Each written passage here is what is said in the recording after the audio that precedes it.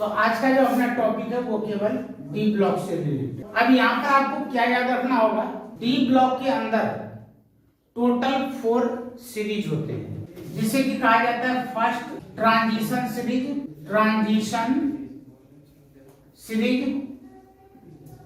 Second transition series, third transition series और यहाँ पर फोर्थ ट्रांजिशन सीरीज। एक्चुअली जिसे यहाँ पर फर्स्ट ट्रांजिशन सीरीज कहते हैं, इसे आप 3D, दूसरे वाले को 4D, थर्ड वाले को 5D और फोर्थ वाले को 6D सीरीज के नाम से भी जानते हैं। अब डी ब्लॉक में आने वाले जितने भी एलिमेंट्स हैं, नॉर्मली लगभग सभी नहीं, लगभग सभी एलिमेंट्स को ट्रांजिशन एलिमेंट्स कहा जाता है। Transition elements. लेकिन कुछ एक ऐसे एलिमेंट्स हैं डी ब्लॉक में जो कि नॉन ट्रांजिशन है, यानी कि उसे ट्रांजिशन एलिमेंट्स नहीं कहते हैं। तो ट्रांजिशन एलिमेंट्स होने के लिए कुछ तो कंडीशन होगा, तभी तो डी ब्लॉक में रहते हुए भी हम उसे ट्रांजिशन नहीं मानते हैं। तो ट्रांजिशन एलिमेंट्स होने के लिए जो कंडीशन है, तो ट्रांजिशन एलिमेंट्स होने के लिए कंडीशन क्या है? नंबर 1 में पार्शियली फिल्ड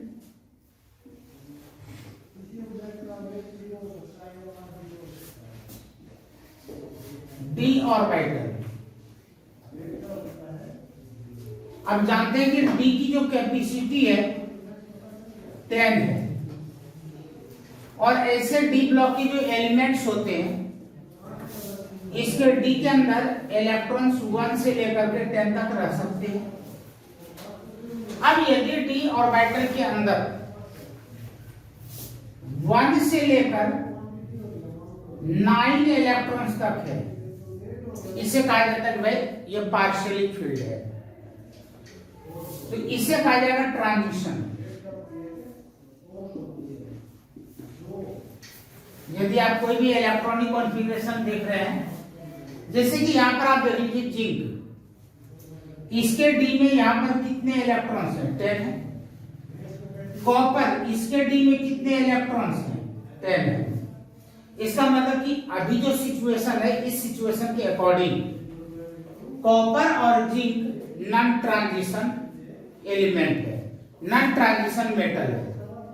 लेकिन यदि इन दोनों को छोड़ दिया जाए तो बाकी आपको जितने भी दिखाई पड़ रहे हैं, इसमें कोई भी डी ऑर्बिटल फुल्ली फिल्ड नहीं है। इसका मतलब कि यहां से लेकर के यहां तक ये सब के सब क्या कहलाएंगे? ट्रांजिशन एलिमेंट कहलाएंगे, ट्रांजिशन मेटल्स कहलाएंगे। यहां तक समझ में आ गया? ट्रांजिशन मेटल की एक और भी खासियत है, जैसे एस ब्लॉक की जो मेटल्स होते हैं वो सॉफ्ट होते हैं, और जो डी ब्लॉक के मेटल्स होते हैं, इसका melting point more than 1000 degree Celsius होता है। यानी कि इसका मेल्टिंग पॉइंट क्या हो गया? हाई हो गया। हाँ, एक्सेप्शनल में कुछ ऐसे डी ब्लॉक के मेटल्स हैं जिसका कि मेल्टिंग पॉइंट 1000 से थोड़ा सा कम होता है, मतलब बहुत कम नहीं होता है, थोड़ा सा कम होता है। 900 हो गए, 950 हो गए, 900 to 1000 के बीच में रहेंगे। लेकिन रेस्ट अदर जो डी ब्लॉक के मेटल्स हैं, उसका melting point more than 1000 degree Celsius होगा। यहां तक समझ में आ गया? मैं पहले जनरल बात कर लेता हूं। जो डी ब्लॉक के मेटल्स हैं, ये जनरली पैरामैग्नेटिक होते हैं। कुछ एक एलिमेंट्स को यदि छोड़ दिया जाए तो डी ब्लॉक के जो मेटल्स होते हैं, या डी ब्लॉक के मेटल के जो आयंस होते हैं, ये जनरली पैरामैग्नेटिक होते हैं। और आपको पता है कि पैरामैग्नेटिक कौन होता है और डायमैग्नेटिक कौन होता है। यदि सभी इलेक्ट्रॉन्स फुल्ली फिल्ड है तब तो वो होगा डायमैग्नेटिक। यदि एक भी इलेक्ट्रॉन अनपेयर्ड मिल गया तो वो होगा पैरामैग्नेटिक। तो यदि हम इतने की ही बात करें जितना अभी अपने बोर्ड पर दिखाई पड़ रहा है, तो यहां पर जिंक क्या हो जाएगा, जिंक यहां पर हो जाएगा डायमैग्नेटिक, क्योंकि यदि एस की बात करें तो ये भी फुल्ली फिल्ड है और डी की बात करें तो ये भी फुल्ली फिल्ड है, लेकिन बाकी कोई भी ऐसा एलिमेंट नहीं है जिसमें कि सभी इलेक्ट्रॉन्स पेयर्ड है। और जब एक भी अनपेयर्ड इलेक्ट्रॉन्स मिल जाते हैं तो वो क्या होते हैं, पैरामैग्नेटिक, और यदि फुल्ली फिल्ड होते हैं तो वो होता है डायमैग्नेटिक। पहचान में आ गया? तो जनरल कंसेप्ट क्या बना कि जो डी ब्लॉक के मेटल्स होंगे, ये डी ब्लॉक के मेटल्स की जो आयंस होंगे वो पैरामैग्नेटिक होते हैं।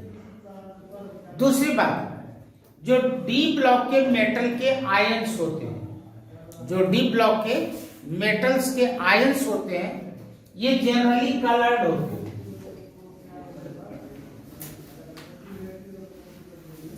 ये जनरली क्या होंगे, कलर्ड होंगे। अब कलर्ड होने के पीछे भी कुछ लॉजिक है। आखिर क्यों कलर्ड होंगे और क्या सभी कलर्ड होंगे? याद रखिएगा, कुछ एक को छोड़ करके बाकी सभी कलर्ड होते हैं। तो यहां पर छूटते कौन है? तो यहां पर दो कंडीशन है छूटने की। यहां पर कहा जाता है कि जो डी ब्लॉक के मेटल्स हैं, ये डी ब्लॉक के मेटल्स के आयंस हैं, या तो डी में एक भी इलेक्ट्रॉन ना हो तो ये कलरलेस होगा, या तो डी फुल्ली फिल्ड होंगे तब ये कलरलेस होंगे। लेकिन यदि डी में 1 से लेकर के 9 तक के इलेक्ट्रॉन्स होंगे, 1 2 3 4 5 इस तरीके से 9 तक होंगे, तो ये क्या होंगे, कलर्ड होंगे।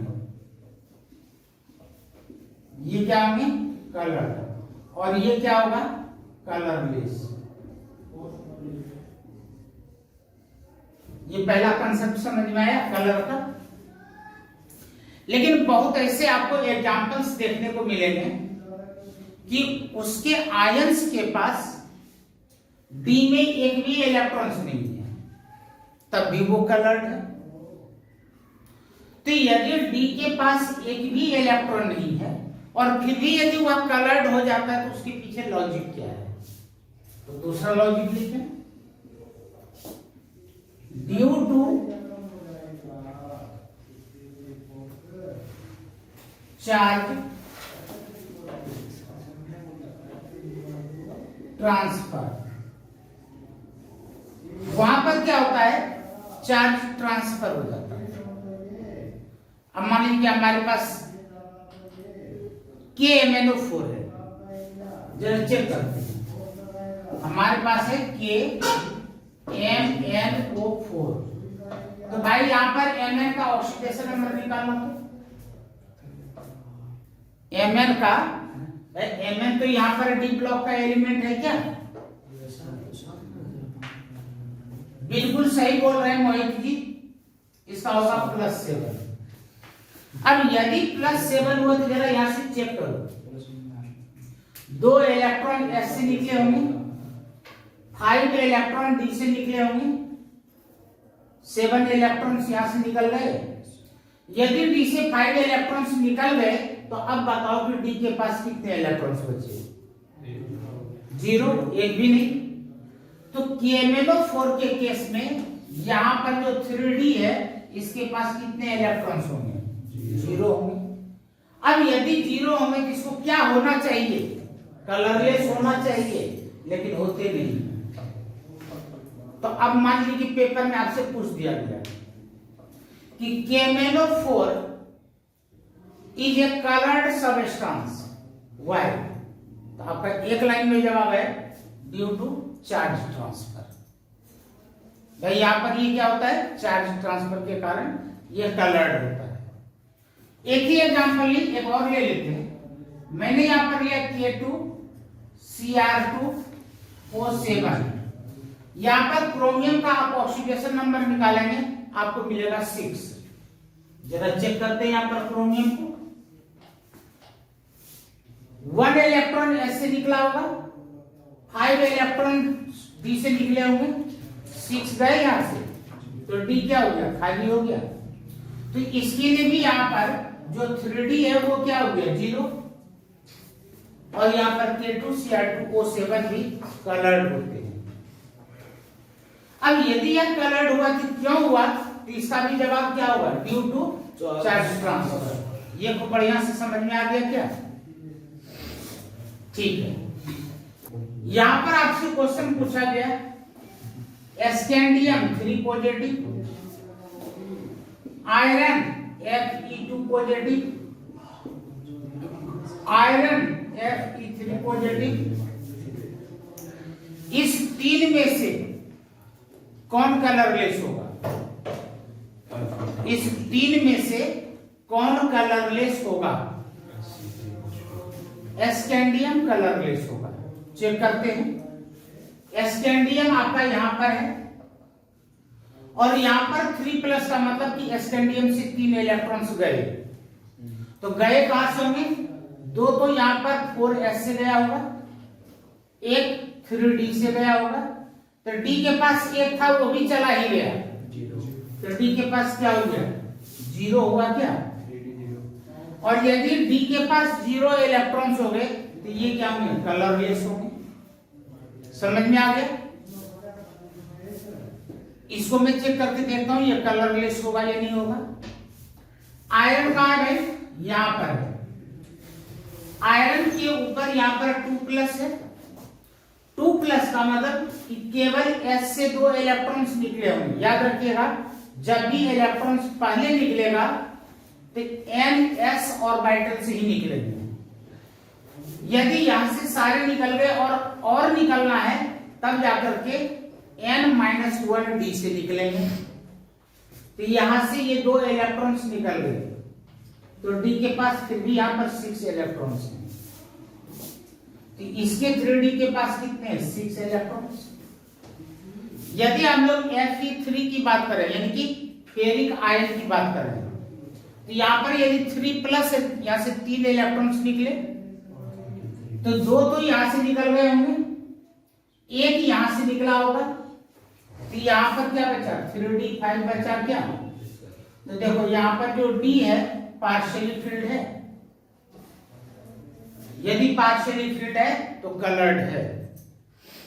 यदि पार्शियली फिल्ड नहीं होता, चार्ज ट्रांसफर वहां पर नहीं होता, उसको कोई इलेक्ट्रॉन देने वाला नहीं होता, तब कलरलेस। यदि चार्ज ट्रांसफर हो रहा है तब फिर क्या हो जाएगा, कलर्ड हो जाएगा। लेकिन आपके मन में यह प्रश्न उठ रहा होगा कि D0 और D10 वाला कलरलेस होता ही क्यों है? उसे किसने मना किया था, हो जाता कलर्ड? तो उसके पीछे कारण है। यहां पर हमने d ऑर्बिटल बनाया। मान लिया हमारे पास कोई फ्री मेटल है या कोई फ्री आयन है, उसके पास अभी कोई नहीं है, तो ये जितने भी ऑर्बिटल्स हैं अभी स्टेबल होंगे। लेकिन यदि इसके पास कोई दूसरा एटॉम या कोई दूसरा ग्रुप आ जाए, मान लीजिए हमारे पास फ्री आयन्स है d ब्लॉक के, और इसके पास कोई दूसरा मेटल यानी कोई दूसरा एलिमेंट आ गया, इलेक्ट्रॉन्स तो कुछ इसके पास भी है, इलेक्ट्रॉन्स इसके पास भी है, इलेक्ट्रॉन्स के बीच में क्या होगा, रिपल्सन होगा।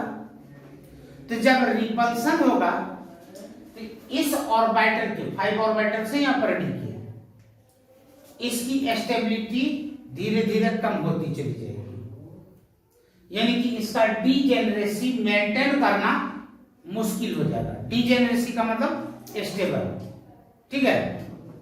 तो जो इसके पास आ रहा है उसे लिगेंड बोलते हैं। इस डी ऑर्बिटल के पास जो आ रहा है, यूं ही थोड़े रहा है, आ रहा है किसी काम से। किस काम से आ रहा है, इसको इलेक्ट्रॉन देने के लिए आ रहा है, तो ये चीज क्या कहलाएगा, लिगेंड कहलाएगा। अब जब इसके पास लिगेंड आया तो इतना नजदीक आ गया कि यहां पर रिपल्सन इतना फास्ट हो गया कि देखो पहले तो क्या होगा, इसका एनर्जी लेवल इंक्रीज हो जाएगा। पहले एनर्जी लेवल डाउन था, जब स्टेबल होगा तो एनर्जी लेवल नीचे रहेगा, जब अनस्टेबल होगा तो एनर्जी लेवल बढ़ जाएगा। 1 2 3 4 5 लिगेंड और नजदीक आ गया। अब इतना ज्यादा नजदीक आ गया कि रिपल्शन इतना तेज हो गया कि अब यह एक साथ नहीं रह सकता है, यह 2 सेट में टूट जाते हैं।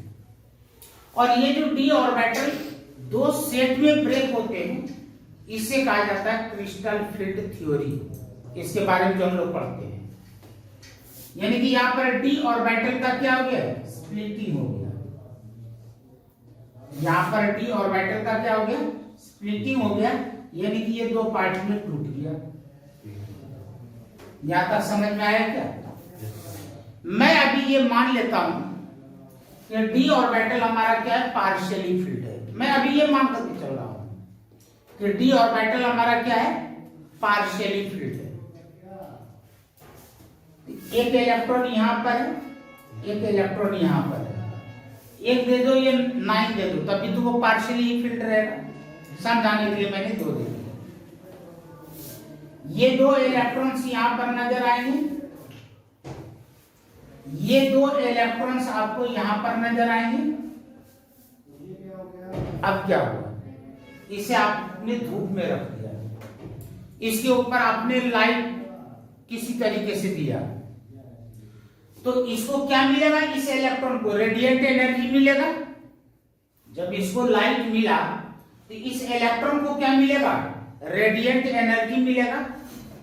जब इसको रेडिएंट एनर्जी मिलेगा तो ये एक्साइट होगा।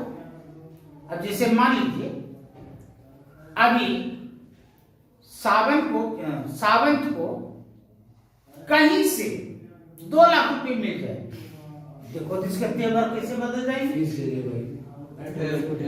अरे यार दोस्तों को लेकर के जाएगा, कहेगा अरे रहने दो, आज ट्यूशन कहाँ जाना, चलो पार्टी सार्टी करते हैं, एक्साइट हो जाएगा।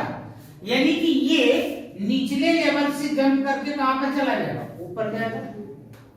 तो जब निचले लेवल से ऊपर गया, जब पार्टी सार्टी करने के लिए गया, तो मुफ्त वाले सनी सूट्स वाले थोड़ी मिठाई खिलाएंगे, वो तो चार्ज करेंगे भाई। तो एनर्जी क्या हुआ, खर्च हुआ। और जो रेडिएंट एनर्जी मिला था, क्या मिला था,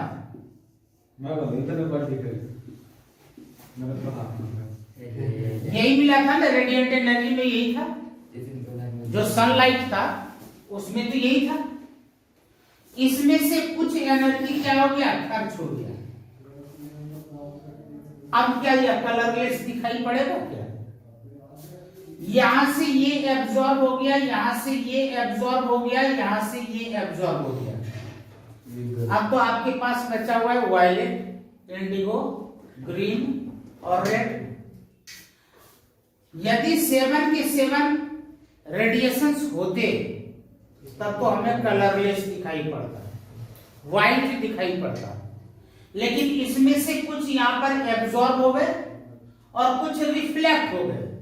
तो जो रिफ्लेक्ट होगा तो इसका जो भी कॉम्बिनेशन बनता होगा वो कलर दिखाई पड़ेगा।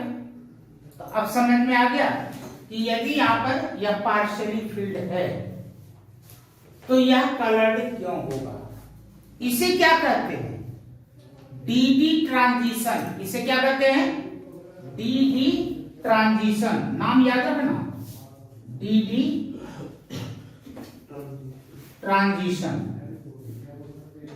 कैसे याद रखेंगे कि यदि डी ऑर्बिटल पार्शियली फील्ड है और यह कलर्ड दिखाई पड़ता है, तो क्यों दिखाई पड़ता है, तो आपका जवाब होगा ड्यू टू डी ट्रांजिशन। समझ में आ गया। अब मैं यहां पर एक वो एग्जांपल ले लेता हूं कि अब ये मैं मान करके चलता हूं कि इसके पास एक भी इलेक्ट्रॉन नहीं है। जो अभी हमारे पास डी ऑर्बिटल है, इसके पास अभी एक भी इलेक्ट्रॉन नहीं है, बिल्कुल ये सब के सब यहां पर क्या है, खाली है।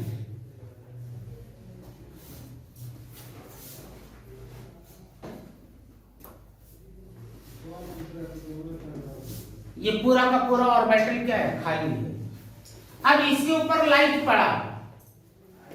पड़ जाने दो भाई।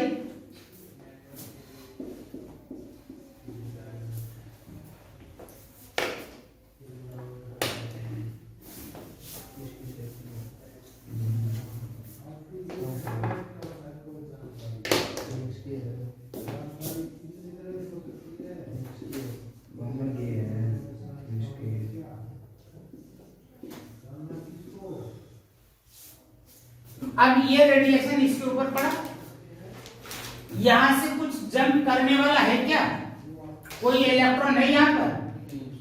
जब यहां पर कोई इलेक्ट्रॉन है ही नहीं तो इसमें से कोई रेडिएशन यहां पर एब्जॉर्ब ही नहीं होगा। जब इनमें से कोई यहां पर एब्जॉर्ब नहीं हो रहा है तो सब के सब क्या हो जाएंगे, रिफ्लेक्ट हो जाएंगे।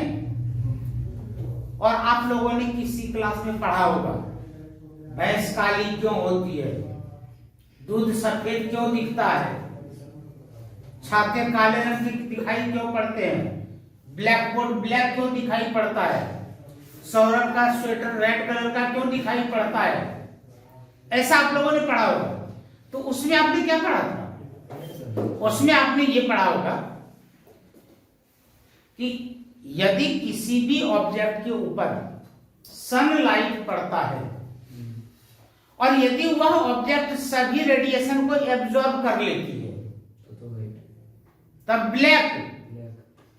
यदि किसी ऑब्जेक्ट के ऊपर लाइट पड़ा और उस ऑब्जेक्ट ने सभी रेडिएशन को एब्जॉर्ब कर लिया तो रिफ्लेक्ट होने के लिए कुछ बचा ही नहीं, और जब रिफ्लेक्ट होगा ही नहीं तो वो सब कुछ काला ही दिखाई पड़ेगा, ब्लैक दिखाई पड़ेगा। और मान लीजिए कि किसी ऑब्जेक्ट के ऊपर लाइट पड़ा और उस ऑब्जेक्ट ने किसी भी रेडिएशन को एब्जॉर्ब ही नहीं किया, सबको रिफ्लेक्ट कर दिया, तब कलर क्या होगा, व्हाइट। लेकिन जो सौरभ जी का स्वेटर है इसके ऊपर जब लाइट पड़ा तो इसके स्वेटर ने क्या किया, सभी रेडिएशन को एब्जॉर्ब किया और रेड वाले को इसने रिफ्लेक्ट कर दिया। तो जो रिफ्लेक्ट होगा अपने को वही दिखाई पड़ेगा ना। तो सौरभ जी का स्वेटर रेड दिखाई पड़ा, घास हरी दिखाई पड़ती है, तो घास के ऊपर जब लाइट पड़ती है तो वह सभी कलर को एब्जॉर्ब कर लेती है और ग्रीन को रिफ्लेक्ट कर देती है। समझ में आ गया। तो यहां पर तो किसी का एब्जॉर्प्शन हो ही नहीं रहा है तो ये क्या दिखाई पड़ेगा, व्हाइट दिखाई पड़ेगा। और व्हाइट को ही क्या कहते हैं, कलरलेस कहते हैं।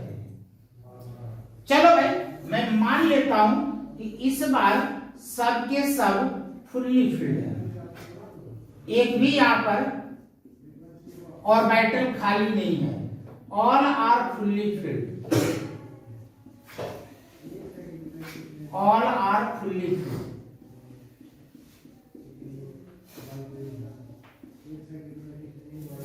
और इसके ऊपर लाइट पड़ गया। अब लाइट पड़ भी गया, ये एक्साइट भी हुआ, लेकिन जाएगा कहां, सारे होटल तो बुक है, सारे होटल्स क्या है, बुक है। अब ये चाह करके भी कहीं नहीं जा पा रहा है, जब आप होटल जाएंगे ट्रांस होगा तो फिर मजबूरी में क्या हुआ, जितना भी रेडिएशन इसके ऊपर पड़ा सब के सब क्या हो जाएंगे, रिफ्लेक्ट हो जाएंगे क्या। तो आपको समझ में आ गया होगा कि यदि D 0 हो या D के ऊपर 10 इलेक्ट्रॉन्स हो ये कलरलेस होंगे, और यदि D यहाँ पर पार्शियली फिल्ड है ये कलर्ड होंगे। कारण समझ में आ गया, किन्हीं को कोई डाउट, आगे चले। ऑक्सीडेशन नंबर चेंज नहीं होता है, जैसे फर्स्ट ग्रुप का मेंबर है तो सबका ऑक्सीडेशन नंबर +1 होगा, सेकेंड ग्रुप का मेंबर है तो उसका ऑक्सीडेशन नंबर +2 होगा। लेकिन D ब्लॉक है, P ब्लॉक है, F ब्लॉक है, इसका ऑक्सीडेशन नंबर वेरिएबल होता है। तो चूंकि आज का अपना टॉपिक D ब्लॉक है तो हम लोग यहाँ पर ये जानने की कोशिश करेंगे कि D ब्लॉक का ऑक्सीडेशन नंबर वेरिएबल क्यों होते हैं। ठीक है, हर एक चीज के कारण को समझने की कोशिश करेंगे। यहां पर सुन लो, जो लास्ट ऑर्बिटल होता है, जो लास्ट ऑर्बिटल होता है किसी भी एटॉम का, जब आप इलेक्ट्रॉनिक कॉन्फ़िगरेशन लिखते हैं तो लास्ट इलेक्ट्रॉन जिस ऑर्बिटल में जाता है उसे क्या कहते हैं, लास्ट ऑर्बिटल, और इसी को कहा जाता है वैलेंस ऑर्बिटल। लास्ट ऑर्बिटल को क्या बोलते हैं, वैलेंस ऑर्बिटल। और एक होता है second last orbital, second last orbital. तो सेकेंड लास्ट ऑर्बिटल का क्या नाम है, पेनल्टीमेट ऑर्बिटल, पेनल्टीमेट ऑर्बिटल। ठीक है, ये क्या है, पेनल्टीमेट ऑर्बिटल। चल मंगा मंगाने को दे देंगे।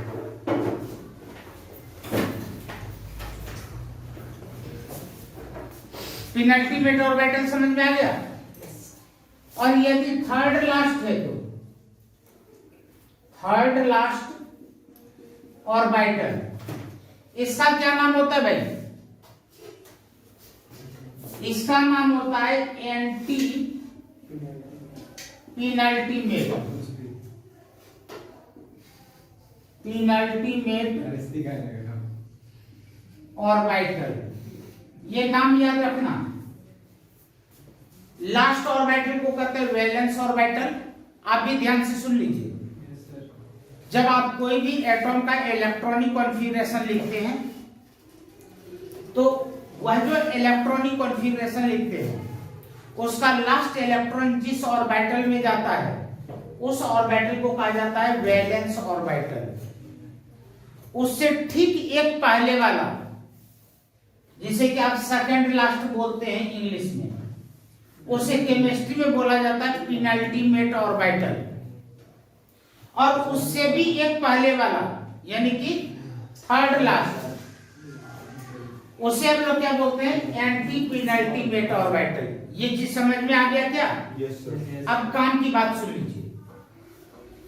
जो डी ब्लॉक के एलिमेंट्स होते हैं इसके वैलेंस इलेक्ट्रॉन्स दो जगह पाए जाते हैं।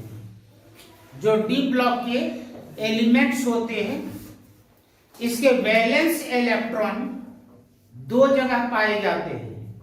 कहां कहां पर? नंबर एक में एक तो पाया जाता है NS में और दूसरा पाया जाता है N-1D में। डी ऑर्बिटल के वैलेंस इलेक्ट्रॉन कहां कहां पर पाए जाते हैं? दो जगह पाए जाते हैं। एक कहां पर पाया जाता है? NS में, और दूसरा कहां पर पाया जाता है? N-1D में। इस बात को हम लोग अपने लैंग्वेज में ये इस स्टाइल में कैसे बोलेंगे? हम लोग यहां पर बोलेंगे कि डी ब्लॉक के जो वैलेंस इलेक्ट्रॉन्स होते हैं आउटर मोस्ट सेल के s ऑर्बिटल में, इसी को ना आउटर मोस्ट बोलेंगे। Yes sir. तो आउटर मोस्ट सेल के s ऑर्बिटल में और पेनल्टीमेट सेल के d ऑर्बिटल में। आउटर मोस्ट सेल के s ऑर्बिटल में और पेनल्टीमेट के d ऑर्बिटल में पाए जाते हैं। आप देख सकते हैं यहां पर ये आउटर मोस्ट सेल का s ऑर्बिटल है और ये पेनल्टीमेट सेल के d ऑर्बिटल्स हैं। तो यहां पर इसके इलेक्ट्रॉन्स पाए जाते हैं। यही कारण है कि जब आप डी ब्लॉक के किसी भी एलिमेंट्स का या डी ब्लॉक का जब आप जनरल इलेक्ट्रॉनिक कॉन्फ़िगरेशन लिखते हैं तो क्या लिखते हैं? NS 0 to 2 और N-1 D 1 to 10। ये हो गया general electronic configuration of D orbital. ये नोट कर लें, डी ऑर्बिटल का जो ये डी ब्लॉक के जो एलिमेंट्स है उसका जनरल इलेक्ट्रॉनिक कॉन्फ़िगरेशन क्या होगा, NS0 to 2 और N-1D 1 to 10। क्लियर हो गया? किन्हीं को कोई डाउट? ठीक है। लेकिन जब इलेक्ट्रॉन्स फिलिंग की बात आती है तो पहले NS में जनरली इलेक्ट्रॉन्स भरे जाते हैं, उसके बाद ND में भरे जाते हैं, N-1D में। और जब इलेक्ट्रॉन्स निकलने की बारी होती है तो पहले NS से इलेक्ट्रॉन निकलते हैं, फिर N-1D से इलेक्ट्रॉन निकलते हैं। यानी कि इलेक्ट्रॉन्स भरेंगे भी पहले NS में और निकलेंगे भी पहले NS से। ये खास याद रखना है। तो यहां तक समझ में आ गया? अब यहां पर देखो, यदि हमें इसका ऑक्सीडेशन नंबर निकालना हो, अब मैं ऑक्सीडेशन नंबर की ओर मूव कर रहा हूं। अब यहां पर हम लोग एक चीज देख लेते हैं, जब भी आप इसका ऑक्सीडेशन नंबर निकालेंगे तो पहले यहां पर NS से इलेक्ट्रॉन निकलेंगे, तो इसका क्या हो जाएगा, +2। हालांकि NS में जितने भी इलेक्ट्रॉन्स हैं वह इसका ऑक्सीडेशन नंबर होगा, यानी कि यहां से पहले इलेक्ट्रॉन्स निकलेंगे। तो यहां पर भी आप लिखेंगे +2, यहां भी +2, लेकिन यहां पर इसके S में कितने इलेक्ट्रॉन हैं, तो यहां पर होगा +1, यहां पर +2, यहां पर +2, यहां पर +2 और यहां पर हो जाएगा +1 और यहां पर होगा +2। लेकिन चूंकि इसके वैलेंस इलेक्ट्रॉन्स दो जगह है, NS में है और N-1D में है, तो यदि यहां से इलेक्ट्रॉन्स निकल गया और इसके अलावा भी और इलेक्ट्रॉन्स निकलने हैं तो वो तो D से ही निकलेंगे ना। तो यहां से यदि ये इलेक्ट्रॉन निकला, दो तो पहले निकल चुका था, अब एक और निकलेगा तो क्या हो जाएगा, +3। यहां पर देखो, हाँ एक चीज और भी याद रखना, इलेक्ट्रॉन्स D से वही निकलेंगे जो अनपेयर्ड होंगे, D में से वही इलेक्ट्रॉन्स निकलेंगे जो क्या होंगे, अनपेयर्ड होंगे। तो यहाँ पर 2 इलेक्ट्रॉन्स अनपेयर्ड है D में, तो एक एक करके निकालो, +3 और +4। यहाँ पर 3 अनपेयर्ड है, यहाँ पर +3 +4 और +5। यहाँ पर कितने अनपेयर्ड है D में, 5। तो +2 +3 +4 +5 +6। यहाँ पर भी D में कितने, 5 है ना, और +2 पहले से हमारा था ही, तो शुरू कहां से करेंगे, +3 +4 +5 +6 +7। यहां पर देखो +2 तो है ही, अब ये वाला इलेक्ट्रॉन यहां से निकालेंगे, +3 +4 +5 +6। देखो भाई 3 4 5 6। अब इसमें कहां से निकलेंगे, ये 3 निकलेंगे, यानी कि +3 +4 +5। इसमें देखो ये 2 निकलेंगे, +3 और +4। यहां पर तो एक ही है, D यहां पर क्या है, खुली फिल्म, रूल के हिसाब से नहीं निकलने चाहिए। लेकिन यहां पर याद करो कि स्टेबिलिटी को मेंटेन करने के लिए यहां से एक इलेक्ट्रॉन यहां पर गया था, तो यहां पर जो एक इलेक्ट्रॉन नजर आ रहा है वो हकीकत में किसका है, S ब्लॉक S ऑर्बिटल का है, तो वो यहां से निकल जाएगा। ठीक है, यहां पर इस D के अंदर जो भी इलेक्ट्रॉन है इसका खुद का इलेक्ट्रॉन है, सब के सब पेयर्ड है, इसलिए यहां से एक भी इलेक्ट्रॉन नहीं निकलेंगे। तो जिंक का यहाँ पर ऑक्सीडेशन स्टेट क्या रहेगा, +2 ही रहेगा। यहाँ तक समझ में आ गया। अब यहाँ पर देखो, ये तो मैंने आपको बताया पॉसिबिलिटीज, ये मैंने क्या बताया, पॉसिबिलिटीज। अब यहाँ पर क्या कहा जा रहा है कि एक्चुअल में प्रैक्टिकली स्टेबल ऑक्सीडेशन स्टेट कौन कौन से होते हैं। तो देखो बिल्कुल इजीली आपको याद रह सकता है। यहां पर देखना,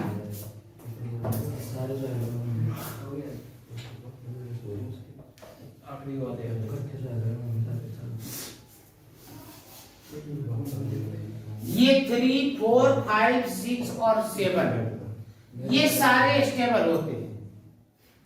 और इसके बाद की बात करें तो आयरन में जो नॉर्मली ऑब्जर्व किया गया है +2 और +3, कोबाल्ट में +2 को ऑब्जर्व किया गया है, निकेल में +2 और +4 ऑब्जर्व किया गया है, कॉपर में +2 को ऑब्जर्व किया गया है, यहाँ पर भी +2 को ऑब्जर्व किया गया है। लेकिन क्रोमियम के अंदर +3 को भी ऑब्जर्व किया गया है। ठीक है, तो जितने आपको रेड सर्कल के अंदर नजर आ रहे हैं, जितने भी रेड सर्कल के अंदर Mn रह गया, Mn के अंदर +2 को भी ऑब्जर्व किया गया, +4 को भी ऑब्जर्व किया गया। तो ये आपके यहाँ पर स्टेबल है ऑक्सीडेशन स्टेट। अब यहाँ पर मैं आपको एक चीज बताता हूं, मैग्नेटिक मोमेंट का फॉर्मूला लिखना है। म्यू इक्वल टू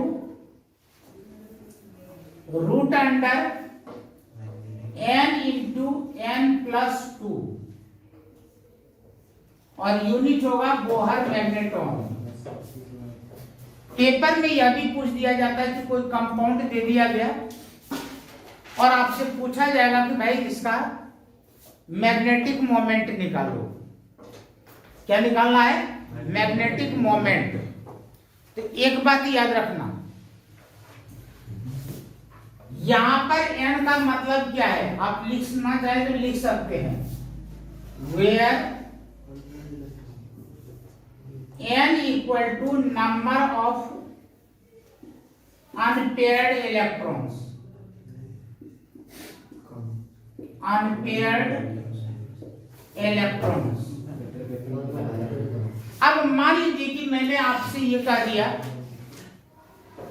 कि जो Fe3 पॉजिटिव है, Fe3 पॉजिटिव है, इसका मैग्नेटिक मोमेंट निकालो। तो Fe3 पॉजिटिव का मतलब क्या हो गया, यहां पर Fe है, इसमें से 3 इलेक्ट्रॉन निकालो, 2 तो यहां से निकला होगा, 1 यहां से निकला होगा, जो मैंने अभी बताया है। तो D के पास कितने रह गए, 5। अब जब ये 5 हो गया तो फिर ये अपने आप को एडजस्ट करेगा। यदि यहां पर 3D 5 हो गया, 1 2 3 4, फिर यहां पर क्या होगा, रीडिस्ट्रीब्यूशन होगा, और रीडिस्ट्रीब्यूशन होने पर 1 2 3 4 और 5 हो जाएगा। इस तरीके से होगा, ठीक है ना।